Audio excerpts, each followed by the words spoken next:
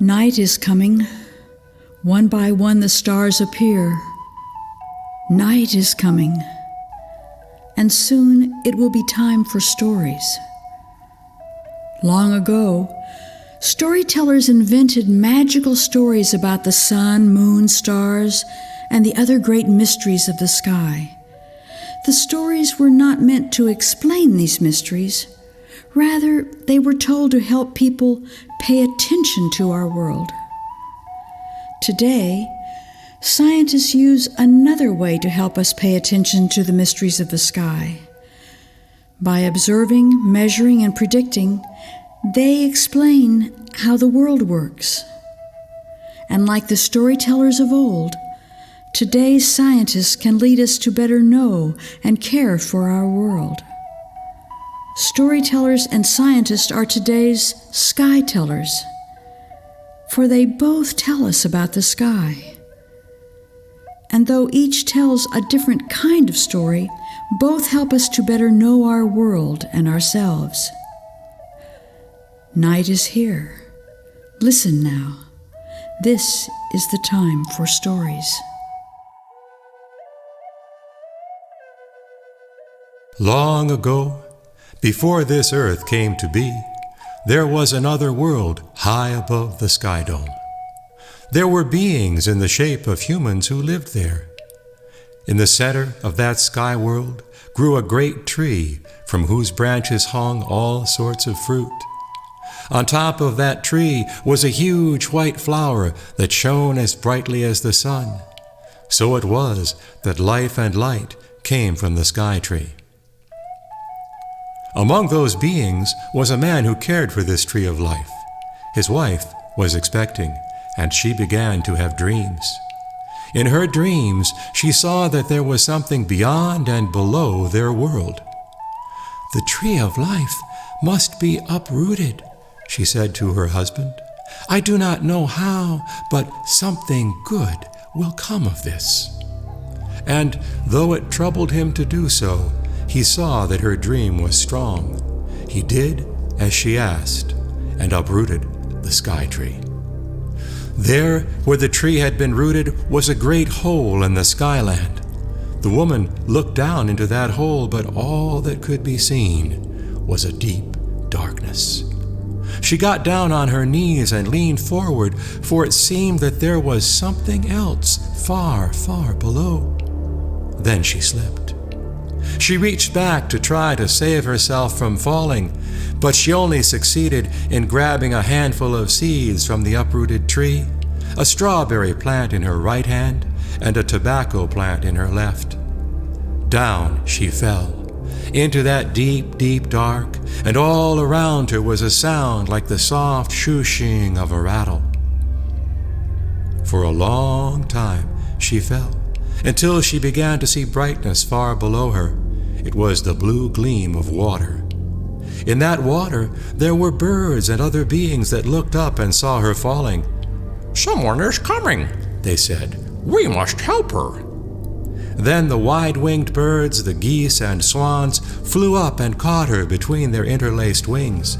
But as they brought her down, they wondered where they would place her, for they knew, somehow, that she could not live in the water. Great Turtle swam to the surface and looked up. "Can you hold this one who fell?" the birds called down to Great Turtle. "I will do so," Great Turtle replied.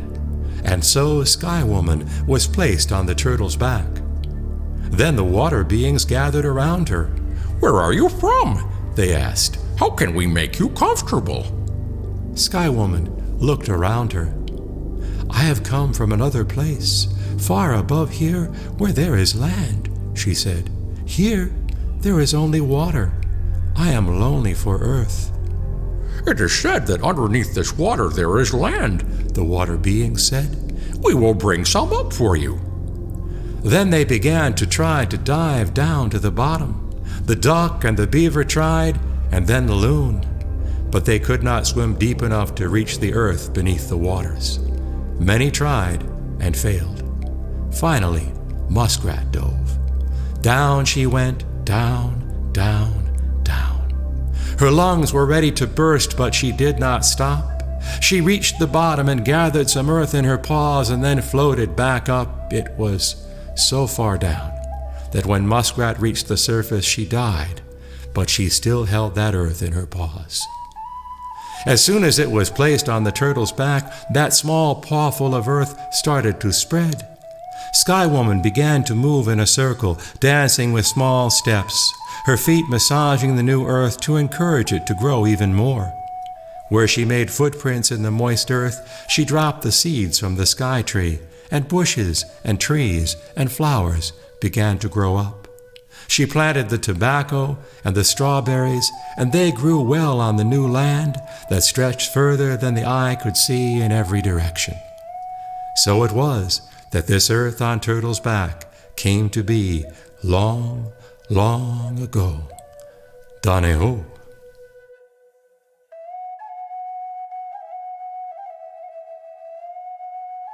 In the olden days, people noticed that the stars remained fixed in their positions year after year after year. But there were 5 stars that were constantly traveling past the unmoving stars. These same stars appeared, then disappeared, then reappeared in the sky.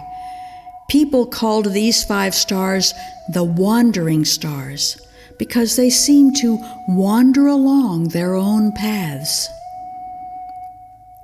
In those days, people could not have known that those wandering stars were not stars at all. They were planets. And in those days, they could not have known that there were other planets, planets that they couldn't see. And especially, they could not have known that our home, the Earth, was also a planet. Listen now. It is time for another kind of a story. A science story of how our Earth and the other planets came to be. Long ago, there lived in space giant clouds of gas and dust, all of the things necessary to make our sun and our Earth and the other planets we see today. To understand how the planets came to be, we must think back in time to before there was a sun or earth or planets, to a time 4.5 billion years ago, when a great cloud of gas and dust, one of many such clouds, drifted in the darkness of space. As time passed, the material of the cloud began to draw together. More and more of the material collected in the center of the cloud, pulled inward by the powerful force of gravity. Eventually, the whole cloud began to draw inward and collapsed into a great spinning disk.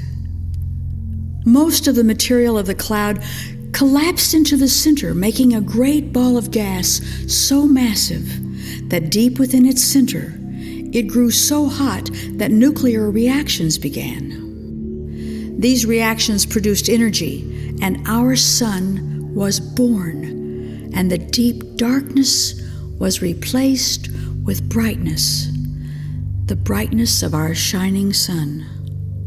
But not all of the material of the cloud became the sun. A disk of leftover material now spun about the new sun. The particles of matter in this disk occasionally collided. Sometimes the particles stuck together, and sometimes they bounced off each other. When they stuck together, they made a bigger particle. Scientists call this growing together of separate parts accretion. And it was this accretion, or growing together, that gradually caused the leftover material to form into lumps that would fit into a muskrat's paw.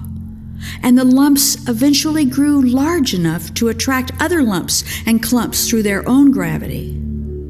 Gravity shaped this spinning material into spheres, and the spheres grew like the earth on Turtle's back, drawing in more and more rocks and dust until they grew to the size of planets, sweeping up most of the matter around them.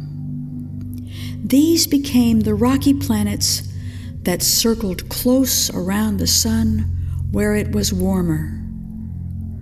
Mercury, Venus, Earth, and Mars. Farther from the sun, where it was colder, these small rock spheres became indeed like turtles' back and drew in cold gas and ice.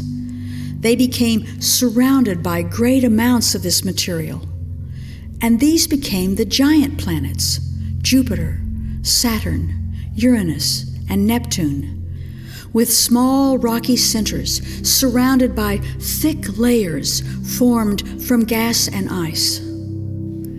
And even farther out, where the sun's energy was weak but its gravity still kept material circling about it, the dust particles clumped with frozen gas and ice, and small objects were formed.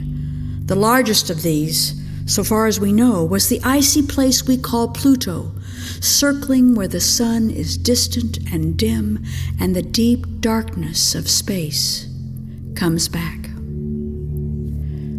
But close in, closer than icy Pluto, closer than the gassy giants Jupiter and Saturn, closer even than red Mars, lies the rocky planet called Earth. And when it was formed, and when gas from its hot interior escaped into the sky to become an atmosphere, and when water rained down from that sky and filled its hollows and became the great oceans of water, then Earth became a place for the creatures of the water and the land.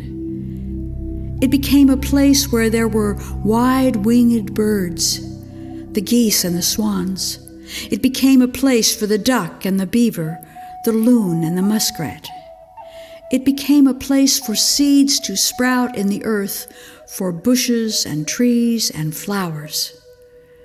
And at last it became a place for us, warmed by the sun, fed by the plants and animals, our thirst quenched by the great waters of the earth. Now we look up into the sky and dream of being the first humans who will live up there, live in the world high above the sky dome, live in space. Will we find new homes up there? Will you be one of the human beings who will live up there someday? It is a night to dream of such things. Dream before the sun returns to bring us day on our good home, the earth.